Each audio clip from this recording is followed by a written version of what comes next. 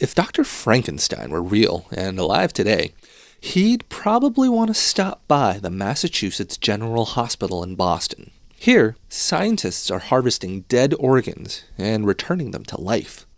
But instead of giant green monsters, these researchers are creating hearts, lungs, limbs, and kidneys that could one day be used to replace failing organs in people. Reporting in Nature Medicine, Harold Ott and his team describe their vision of the future and how they created a functional, transplantable kidney in rats. What we try to do here is to regenerate organs for transplantation, organs for patients with end-stage organ failure.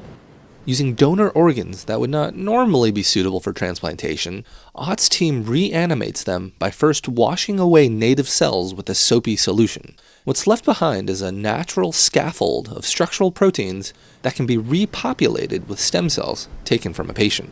What's fascinating is that you're able to, with that process, preserve the blueprint of the organ, but it's completely washed empty. It's a mere a shadow of the original tissue. Now the major hurdle here was to get the cells, the viable building blocks, back into the right spots within that organ.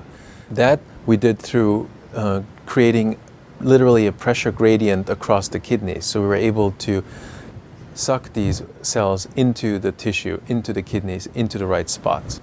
The organs were placed into chambers that simulate the environment of a body, complete with oxygen and nutrients. After a few days of growth, something remarkable happens. The tissue became functional, so these kidneys started to make a rudimentary urine. In the last step of this experiment, as the ultimate proof of principle, we were then able to take these kidneys from culture and transplant them in an animal model.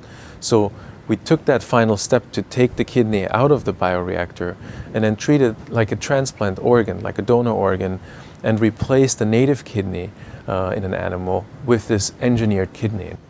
But it's not always that easy.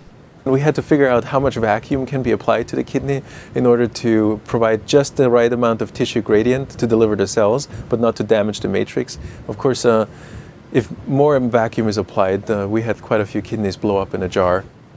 Hiccups aside, laboratory-grown organs appear to be closer and closer to fulfilling their tremendous promise. The reason why I'm most excited about this recent publication is because it shows the platform character of this technology.